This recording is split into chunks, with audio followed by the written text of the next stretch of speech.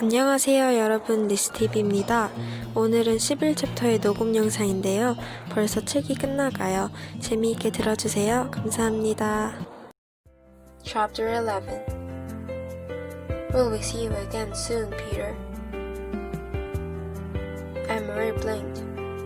Across the dark room, she saw Alan too, peering into the narrow wooden box in surprise. There was no one in the casket at all. Instead, it seemed to be stuffed with folded blankets and articles of clothing. Peter began to lift the things out and distribute them to the silent people in the room. He handed heavy coats to the man in life and another to the old man with the beard. "It will be very cold," he murmured. "Put them on." He found a thick sweater for Mrs. Rosen and a woolen jacket for Ellen's father. After a moment of rummaging through the folded things, he found a smaller winter jacket and handed it to Ellen. Anne-Marie watched as Ellen took the jacket in her arms and looked at it. It was patched and worn. It was true that there had been few new clothes for anyone during the recent years, but still, Ellen's mother had always managed to make clothes for her daughter, often using old things that she was able to take apart and refashion in a way that made them seem brand new. Never had Ellen worn anything so shabby and old. But she put it on, pulled it around her, and buttoned the mismatched buttons. Peter, his arms full of odd pieces of clothing, looked toward the silent couple with the infant. "I'm sorry," he said to them. "There's nothing for a baby." "I'll find something," Mama said quickly. "The baby must be warm."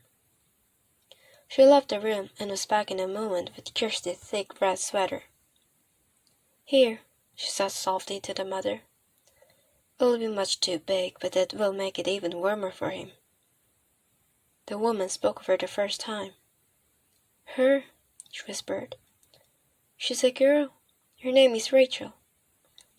Mama smiled and helped her direct the sleeping baby's arms into the sleeves of the sweater. Together, they buttoned the heart-shaped buttons. How Kirsty loved the sweater, with its heart buttons. Until the tiny child was completely encased in the warm red wool. Her eyelids fluttered, but she didn't wake. Peter reached into his pocket and took something out. He went to the parents and leaned down toward the baby. He opened the lid of the small bottle in his hand. "How much does she weigh?" Peter asked. "She was 7 pounds when she was born," the young woman replied. "She's gained a little, but not very much. Maybe she weighs 8 pounds now, no more." "A few drops will be enough then. It has no taste. She won't even notice."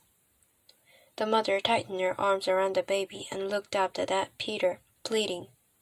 "Please, no," she said. "She always sleeps all night.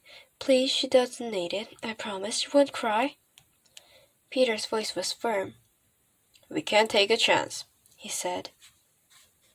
He inserted the dropper of the bottle into the baby's tiny mouth and squeezed a few drops of liquid onto her tongue. The baby yawned and swallowed. The mother closed her eyes. Her husband gripped her shoulder. Next, Peter removed the folded blankets from the coffin, and one by one, and handed them around. "Carry these with you," he said. "You will need them later, for warmth." Anne-Marie's mother moved around the room and gave each person a small package of food, the cheese and bread and apples that Anne-Marie had helped her prepare in the kitchen hours before. Finally, Peter took a paper-wrapped packet from the inside of his own jacket. He looked around the room at the assembled people now dressed in a bulky winter clothing, and then motioned to Mr. Rosen, who followed him to the hall. Anne-Marie could overhear their conversation. "Mr. Rosen," Peter said, "I must get this to Henrik, but I might not see him. I'm going to take the others only to the harbor, and they will go to the boat alone. I want you to deliver this, without fail. It is of great importance." There was a moment of silence in the hall, and Anne-Marie knew that Peter must be giving the packet to Mr. Rosen. Anne-Marie could see it protruding from Mr. Rosen's pocket when he returned the room and sat down again. She could see, too, that Mr. Rosen had a puzzled look. He didn't know what the packet contained. He hadn't asked. It was one more time, Emery realized, when they protected one another by not telling. If Mr. Rosen knew, he might be frightened. If Mr. Rosen knew, he might be in danger. So, he hadn't asked, and Peter hadn't explained. "Now," Peter said, looking at his watch, "I will lead the first group. You, and you, and you." He gestured to the old man and to the young people with their baby. "Inga," he said. Emery realized that it was the first time that she had heard Peter Nielsen call her mother by her first name.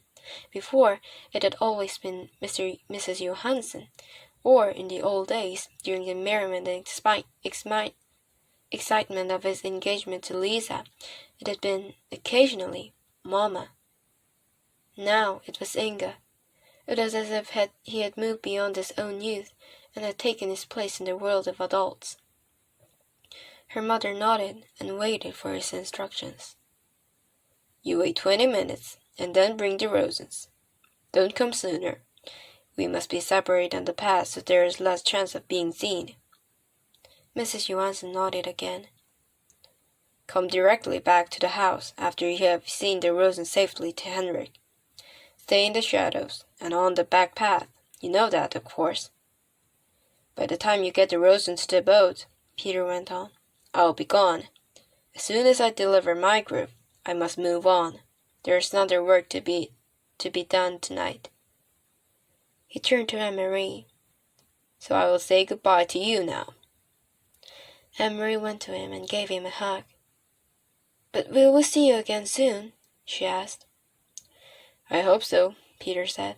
"Very soon. Don't grow much more, or you will be taller than I am, little Longlegs." Emery smiled, but Peter's comment was no longer the light-hearted fun of the past. It was only a brief grasp of something that had gone. Peter kissed Mama wordlessly.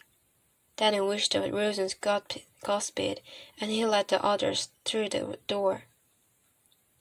Mama, Emery, and the Rosens sat in silence. There was a slight commotion outside the door, and Mama went quickly to look out. In a moment she was back. "It's all right," she said, in response to their looks. The old man stumbled, but Peter helped him up. He didn't seem to be hurt, maybe just his pride, she added, smiling a bit. It was an odd word. Pride. Emery looked at the Rosens sitting there, wearing the misshapen, ill-fitting clothing, holding ragged blankets folded in their arms, their faces drawn and tired. She remembered the earlier, happier times. Mrs. Rosen, her hair neatly combed and covered, lighting the Sabbath candles, saying the ancient prayer. And Mr. Rosen, sitting in the big chair in their living room, studying his thick books, correcting papers, adjusting his glasses, looking up now and then to complain good-naturedly about the lack of decent light. She remembered Ellen at the school play, moving confidently across the stage, her gestures sure, her voice clear. All of those things, those sources of pride, the candlesticks, the books, the daydreams of theater, had been left behind in Copenhagen. They had nothing with them now. There was only the clothing of unknown people for warmth, the food from Henrik's farm for survival, the dark path ahead, through the woods, to freedom.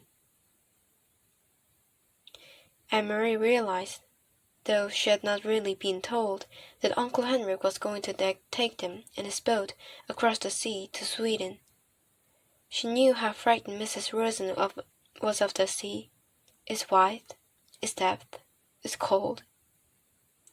She knew how frightened Ellen was of the soldiers, with their guns and boots, who were certainly looking for them. And she knew how frightened they all must be of the future. But their shoulders were as straight as they had been in the past, and the classroom, and the stage, is a bath table. So there were another sources too of pride, and they had not left anything.